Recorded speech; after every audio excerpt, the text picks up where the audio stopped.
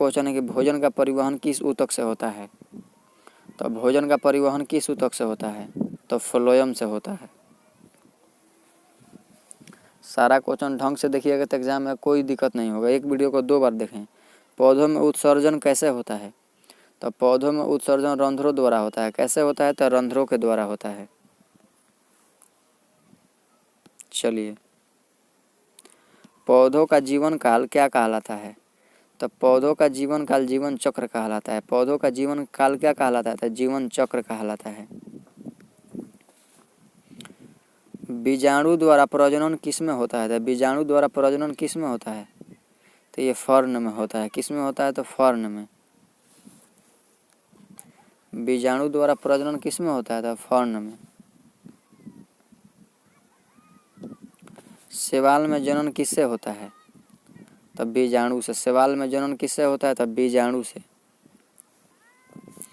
पादप किंगडम का सबसे उन्नत वर्ग कौन सा है, पादप किंगडम का सबसे उन्नत वर्ग कौन सा है, तो एंजियोस्पर्म। चलिए अगला क्वेश्चन देखिए। लकड़ीदार पौधे को क्या कहते हैं, तो इसको वृक्ष कहते हैं। क्या कहते हैं, तो वृक्ष कहते हैं। अगला क्वेश्चन है कि छोटे तने वाले पौधे क्या कहलाते हैं, तो छोटे तने वाले पौधे क्या कहलाते हैं, तो ये झाड़ी कहलाते हैं। क्या, तो झाड़ी। सारा क्वेश्चन प्रीवियस ईयर से लिया गया है, क्योंकि ज्ञान बिंदु का नाम ही विश्वास है। अगला क्वेश्चन है कि कोमल तने वाले पौधे क्या कहलाते हैं, तो कोमल तने वाले पौधे शाक कहलाते हैं। क्या कहलाते हैं, शाक। अगला क्वेश्चन है कि पौधों में हरित लवक कहाँ पाया जाता है, तो पौधों में हरित लवक कहाँ पाया जाता है, तो ये पत्तियों में पाया जाता है। पौधों में हरित लवक कहाँ पाया जाता है, तो ये पत्तियों में पाया जाता है। चलिए नेक्स्ट। पौधों में जल हानि की प्रक्रिया क्या कहलाती है, पौधों में जल हानि की प्रक्रिया क्या कहलाती है, तो वाष्पोत्सर्जन कहलाती है। पौधों में जल हानि की प्रक्रिया क्या कहलाती है, तो वाष्पोत्सर्जन कहलाती है। चलिए अगला क्वेश्चन देखिए। वाष्पोत्सर्जन मुख्यतः कहाँ से होता है, तो ये वाष्पोत्सर्जन मुख्यतः कहाँ से होता है, तो ये पत्तियों से होता है। कहाँ से होता है, पत्तियों से होता है। कमेंट करते चलिए। चलिए नेक्स्ट। पौधों में भोजन का निर्माण किस प्रक्रिया से होता है, पौधों में भोजन का निर्माण किस प्रक्रिया से होता है, तो पौधों में भोजन का निर्माण प्रकाश संश्लेषण से होता है। किससे होता है, तो ये प्रकाश संश्लेषण से होता है। अगला क्वेश्चन देखिए। प्रकाश संश्लेषण में कौन सी गैस ली जाती है, तो प्रकाश संश्लेषण में कार्बन डाइऑक्साइड ली जाती है।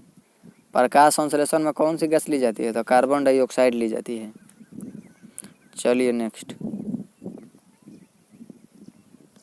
प्रकाश संश्लेषण में कौन सी गैस निकलती है, तो प्रकाश संश्लेषण में ऑक्सीजन निकलती है और कार्बन डाइऑक्साइड ली जाती है।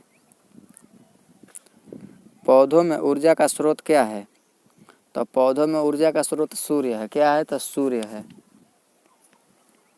चलिए नेक्स्ट। पौधों का वर्गीकरण किसने किया, तो पौधों का वर्गीकरण वैज्ञानिकों ने किया। किसने किया, तो वैज्ञानिकों ने किया। पादप किंगडम का आधार क्या है, तो पादप किंगडम का आधार संरचना और प्रजनन है। पादप किंगडम का आधार क्या है, तो ये संरचना और प्रजनन है। चलिए। पौधों का वैज्ञानिक नाम किस भाषा में होता है, तो पौधों का वैज्ञानिक नाम किस भाषा में होता है, तो ये लैटिन भाषा में होता है। कोई भी पौधा का वैज्ञानिक नाम होता है वो किस भाषा में होता है, तो लैटिन भाषा में होता है। द्विनाम पद्धति किसने दी, तो देखिए द्विनाम पद्धति लिनियस ने दिया था। कौन दिया था, तो ये लिनियस दिया था। द्विनाम पद्धति किसने दिया था, लिनियस ने। चलिए अगला क्वेश्चन देखिए। पौधों में कोशिका विभाजन को क्या कहते हैं, तो पौधों में कोशिका विभाजन को क्या कहते हैं, तो मियोसिस कहते हैं। पौधा में अगर कोशिका विभाजन होता है उसे क्या कहते हैं, तो मियोसिस कहते हैं। जड़ के प्रकार कितने होते हैं, तो जड़ के प्रकार 2 होते हैं। कितने होते हैं, देखिए जड़ में कितने शब्द हैं, तो 2, ज और ड़। तो कितने प्रकार हैं? तो 2। चलिए, ताना पौधे का कौन सा भाग है? ताना पौधे का ऊपर का भाग है। कौन सा भाग है? ऊपर का। पत्ती का रंग हरा क्यों होता है? तो ये क्लोरोफिल के कारण पत्ती का रंग हरा होता है। चलिए अगला क्वेश्चन देखिए, पौधों में भोजन किस रूप में संचित होता है? देखिए, पौधों में भोजन स्टार्च के रूप में संचित होता है। किसके रूप में होता है? स्टार्च के रूप में होता है। सारा क्वेश्चन दरोगा और बिहार पुलिस के प्रीवियस ईयर है। पौधों में भोजन किस रूप में संचित होता है? पौधों में भोजन स्टार्च के रूप में होता है।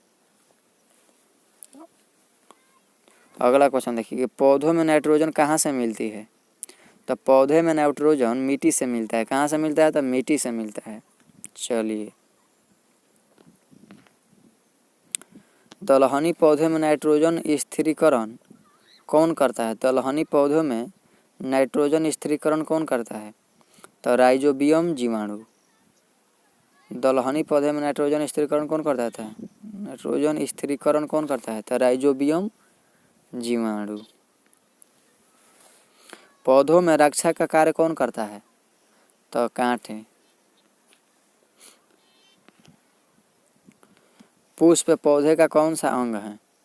तो ये प्रजनन अंग है। पुष्प पौधे का कौन सा अंग है? तो ये प्रजनन अंग है।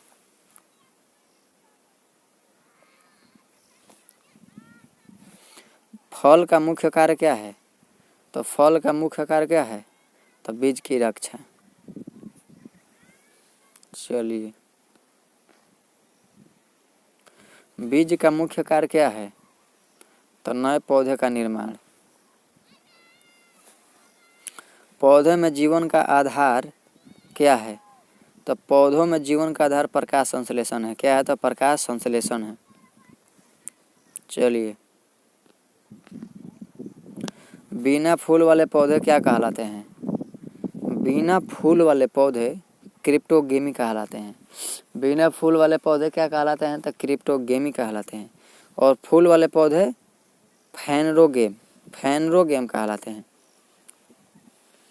बिना फूल, देखिए क से क मतलब कि पहला लेटर है तो पेड़ स्टार्ट हो रहा है, तो बिना फूल का रहेगा। क्रिप्टोगेमी बिना फूल का। और फैनरोगेम तो ये फूल वाला पौधा होता है। फैनरोगेम मतलब कि फूल वाला पौधा, और क्रिप्टोगेम मतलब कि बिना फूल वाला पौधा। चलिए, जिम्नोस्पर्म किस समूह में आते हैं? तो जिम्नोस्पर्म ये फैनरोगेम में आते हैं। फूल वाले पौधा में आते हैं जिम्नोस्पर्म। जिम्नोस्पर्म किस में आते हैं? तो ये फूल वाले पौधों में आते हैं।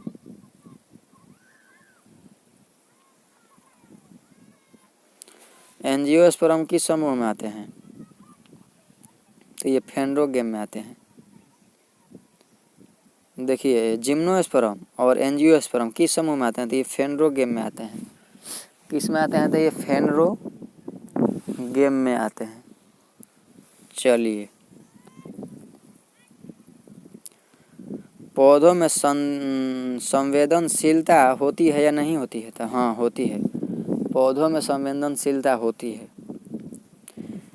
छुई पौधा किसका उदाहरण है? छुई पौधा तो ये संवेदनशीलता का उदाहरण है। छुई पौधा किसका है? तो ये संवेदनशीलता का उदाहरण है छुई पौधा। पौधों का भोजन श्रृंखला में स्थान क्या है? पौधों का भोजन श्रृंखला में स्थान क्या है? तो उत्पादक। पौधा क्या है? तो उत्पादक है। पादप किंगडम पृथ्वी के लिए क्यों आवश्यक है? तो ये ऑक्सीजन और भोजन के लिए। पादप किंगडम पृथ्वी पर क्यों आवश्यक है? तो ये ऑक्सीजन और भोजन के लिए। पौधों के बिना जीवन संभव है या नहीं? तो पौधा के बिना जीवन संभव नहीं है, ये आपको पता होगा। चलिए, पादप किंगडम पारिस्थितिकी का कौन सा स्तर है? पादप किंगडम पारिस्थितिकी का कौन सा स्तर है? तो पादप किंगडम पारिस्थितिकी का ये प्रथम स्तर है। चलिए नेक्स्ट, पौधों में जल का मुख्य स्रोत क्या है? पौधों में जल का मुख्य स्रोत वर्षा है। पौधों की वृद्धि किस पर निर्भर करती है? तो पौधों की वृद्धि जल, प्रकाश और पोषण तत्वों पर निर्भर करती है। पौधों की वृद्धि जल, प्रकाश और पोषण तत्वों पर निर्भर करती है। चलिए नेक्स्ट। पौधों में रोग किससे होता है? तो पौधा में रोग जीवाणु और विषाणु से होता है। पौधा में रोग किससे होता है? जीवाणु और विषाणु से होता है। औषधीय पौधे का उदाहरण क्या है? तो तुलसी को हम लोग औषधीय पौधा बोलते हैं, क्योंकि बहुत सारा डॉक्टर भी सलाह देते हैं। चलिए, रेशा देने वाले पौधे का उदाहरण क्या है? तो ये कपास है। अनाज देने वाले पौधे का उदाहरण क्या है? तो अनाज देने वाले पौधे का उदाहरण गेहूं है। क्या है? तो गेहूं है। फल देने वाले पौधे का उदाहरण क्या है? तो आम है। पादप किंगडम का महत्व क्या है? तो जीवन का आधार। पादप किंगडम का महत्व क्या है? तो जीवन का आधार। चलिए, मिलते हैं नेक्स्ट वीडियो में। बाकी के लिए जय हिंद। हमारे चैनल को सब्सक्राइब करें और वीडियो को शेयर करें, और क्लास नहीं देखें तो उसको भी जा करके देखें।